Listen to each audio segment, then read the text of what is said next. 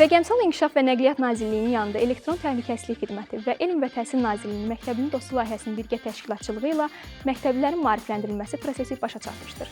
2024-cü ilin aprel ayında başladığımız tədbirlərdə layihə əməkdaşlarının dəstəyi ilə bölgələr daxil olmaqla 40 mindən çox məktəblinin kiber təhlükəsizlik mövzusunda maarifləndirilməsi həyata keçirildi.